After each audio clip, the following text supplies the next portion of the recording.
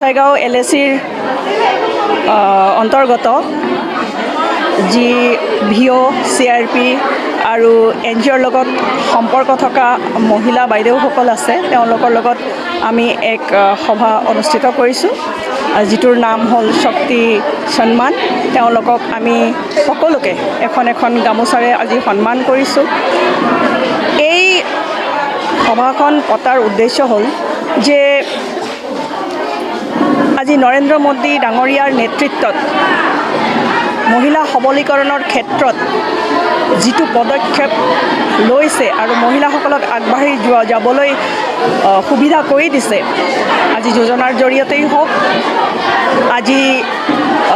skill ডেভেলপমেণ্টৰ জৰিয়তেই হওক বা সাহায্য দি সহায় কৰিয়ে হওক তাৰ বলত আমি মহিলাসকল বহুত আগুৱাই যাব পাৰিছোঁ আমাৰ দেশৰ মহিলাসকলে বহুত আগুৱাই যাব পাৰিছে এই যে সেলফ হেল্প গ্ৰুপ এই সেলফ হেল্প গ্ৰুপৰ জৰিয়তে আমাৰ অসমতো প্ৰায় 39 লাখ মহিলাক সবলীকৰণ কৰি যি মুখ্যমন্ত্ৰী উদ্যমিতা আঁচনি আৰম্ভ কৰিছে তাৰ জৰিয়তে প্ৰথম কিস্তিত 10,000 তাৰ নেক্সট কিস্তিত হ'ব 12,500 তাৰপিছত কিস্তিত হ'ব 12,500 এনেকৈ 35,000 ৰুপিজ দি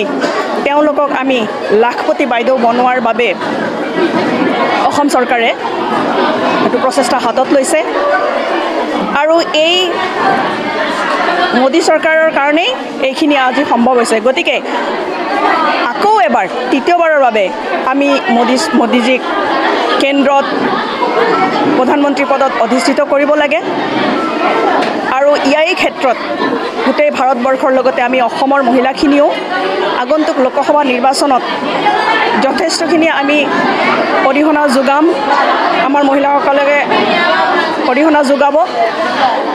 তাৰ বাবে আজি এই সভাখনত আমি তেওঁলোকক সম্বোধন কৰিলোঁ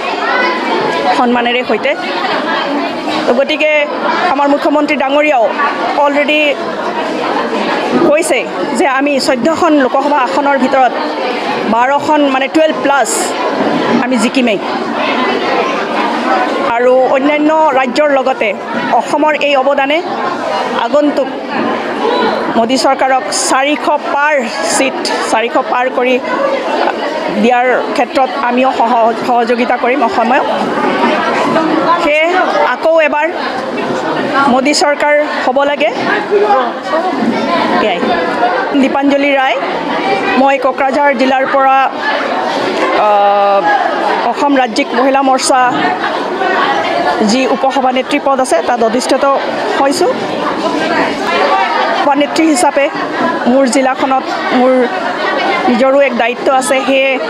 আমাৰ সন্মানীয় জিলা সভানেত্ৰী মইনাৱতী বসুমতাৰী ডাঙৰীয়ানী বাইদেউৰ আমন্ত্ৰণ মৰ্মে আজি এই সভাত ময়ো অংশগ্ৰহণ কৰিছোঁ হয় আমি লোকেল যি পাৰ্টিৰে নহওঁ কিয় কিন্তু সকলোৱে এওঁলোকৰ লগত কথা পাতি আমি এইখিনি গম পাইছোঁ যে এওঁলোক সকলোৱে তৃতীয়বাৰৰ বাবে কেন্দ্ৰত মোদীজীক আকৌ প্ৰধানমন্ত্ৰী হিচাপে বিচাৰিছে যে আগন্তুক লোকসভা 2024ত মোদীজীক আকৌ এবাৰ প্ৰধানমন্ত্ৰী পদত অধিষ্ঠিত কৰিব পাৰিম থেংক ইউ